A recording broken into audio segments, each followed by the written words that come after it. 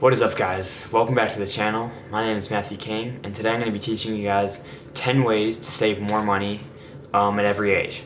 So the first way would be to spend less on groceries. So this is kind of an obvious one. It doesn't have to only be groceries. It can be kind of anything that you spend money on, as in like buying. This could be clothes or toys or anything like that.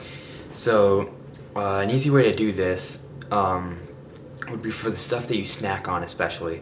Like, for example, I used to eat a lot of Cliff Bars, and I would buy those boxes of like 12 Cliff Bars, and let's say they were $5. I could have gone to a wholesale grocery store and bought a pack of 48 for like 15, and then I'm effectively saving the $5 after buying 4 boxes. So if you get a subscription to a wholesale store, that's one really easy way to save money, and not necessarily on stuff like produce or meat. I wouldn't necessarily skimp out on buying nice stuff like that because you don't want to get sick. But for stuff that you just snack on, that's a really easy way to save a lot of money. If you're like me and eat a lot of snacks, that'll really add up quickly. So that's the first way. The second way would be to just create a budget and stick to it. So for example, you could create a weekly budget, a monthly budget, you could even create a yearly budget, or you could create a combination of them.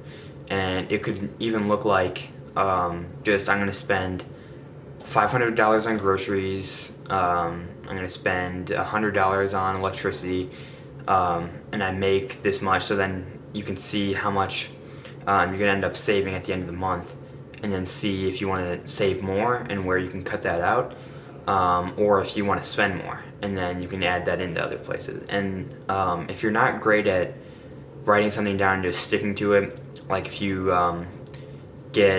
buy stuff, kind of like the shiny object syndrome, or an impulse buy, if you do a lot of those, then what you could do is what's called the envelope method, which is where you take an envelope and you could put a certain amount of dollars in that envelope. So let's say you want to spend $100 on groceries. You put $100 into that envelope, and you can only spend what's in that envelope, and that would just be an easy forcing function not to buy extra stuff. So that's another great way to use a budget.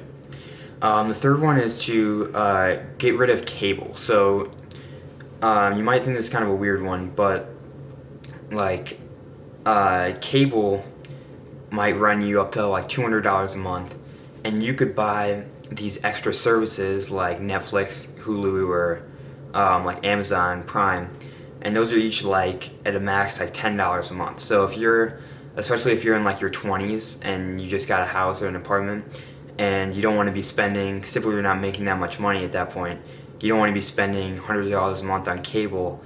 That's a really easy way just to get all the shows that you want with no ads and saving $150 a month probably. If you're older, if you have kids and you've already kind of made your career, then cable might not be as big of an expense. But I still know people who don't have cable, and you can really get everything that you want through those other shows, or through those other streaming services. So that's a great way to save quite a bit of money every month by just easily canceling cable. So the fourth one would be to sell any unnecessary items. So what I mean by that is, a great way to do that is going through your closet, seeing what you don't use, or what's older, and you can sell it on those like reselling apps like StockX. That's especially for shoes. If you have any shoes that you don't use and you just clean them up a little bit, typically you can sell those and at least make some money back. You could also have a garage sale, which is just another really easy way to just in one day sell a bunch of your stuff, and you can make a good amount of money because that really doesn't add any value to you if you're not using it. So you might as well make some money from it. The fifth way is to pay off credit card debt. And so some people might not have a credit card or any credit card debt, but if you do, because most people do, if you have a credit card, you that's like the easiest way to save a bunch of money, because credit cards might run you 18% interest on your bill. So let's say you have $1,000, it might charge you 18% a month, and that's just a super easy way to, if you pay that off, that's a super easy way to save money, because you're effectively like putting your money into a fund that makes 18% is the way I like to think about it. So it's kind of like the penny saved, penny earned. So instead of losing the $180 a month, you're now saving that, and then you can actually put that into a fund and make more money off of that. So that's probably the best way to save money, because you're going to lose a lot of money through that, and it's really hard to pay off. And another great way to do that is to not always pay at least the minimum, and never, if they say you don't have to pay the minimum this month, you should always pay something, because it'll just keep on racking up. So you definitely want to pay that off as soon as you can. The sixth way is to take advantage of employer matches. So what this is let's say you work for an accounting firm. What a lot of employers will do is, let's say you get $100,000 a year, they'll say, all right, if you put 5% away, like, we'll match up to 5%. So you could put away 20% and they'd match 5% of that. So you're effectively getting a free 5% of your salary. And a lot of people don't save that, don't save that 5% so they can get the match. So you should always make sure that you're getting at least the percentage that they're going to match, because you're basically just doubling that amount for free. So definitely take advantage of that. That's just a super easy way to save money, and by forcing yourself to put away more money, that's also a great way to just watch your money grow through your investments.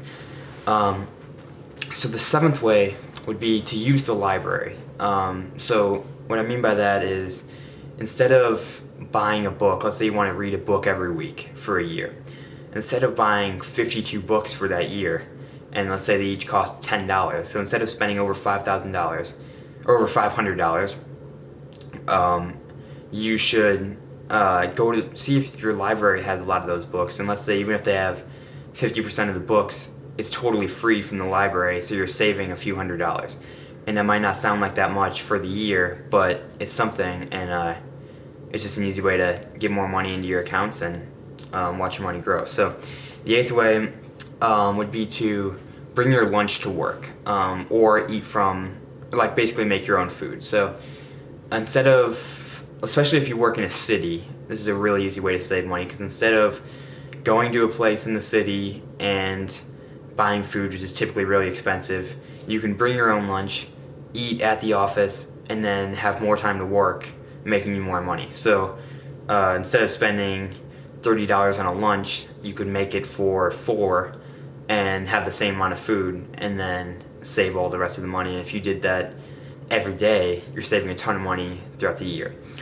The ninth way is to delegate only when necessary. So basically what I mean is, let's say you work at a bar or something, and you are making $10 an hour, and your boss offers you the chance to work overtime, an extra 2 hours one day, but you also need to get your lawn mowed. So you look into some services, and there's one for $10, they'll come and mow your lawn. So then you'll just have to look at, would I rather mow my own lawn, or would I rather hire these guys and delegate it? Because if you're working for 2 hours, you're going to be making the $20, and then you're spending the $10, so you'd be effectively making $10. Compared to if you did it yourself, you'd be basically losing the $10, because instead of just paying them $10 and making $20, you'd just be basically making nothing. So you can do that with basically anything, though. So let's say you work, especially if you own your own business.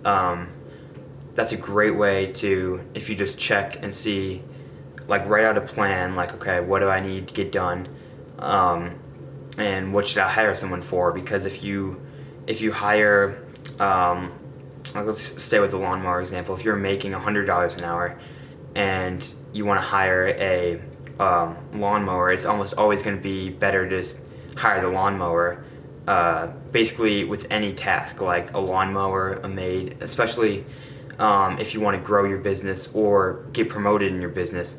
That's a great way to work extra and possibly make more money in the future, as well as saving money then. So that's just, I would just say, look into what you're delegating and whether you're making money on all of those ventures. So then the final way is what I not I call, but what is called house hacking, which is basically like renting out part of your house or apartment to someone else, and you can save a lot of money through that. So let's say you have an apartment for $1,000, you could rent out a room of it for $500, and then you're saving $500 a month. So it's basically like getting a roommate, but it's really common in a duplex or a triplex, because you can have your own like space and then rent out the other part and basically pay off. You basically won't have any mortgage fees, and then you're also putting down money for the house. So you're adding money, you're gaining in net worth, and you're also not spending anything. So that's another really easy way to save a bunch of money. And so I hope you guys use those tips to save money yourself and watch your money grow. And I'll see you guys in the next one. Thanks for watching.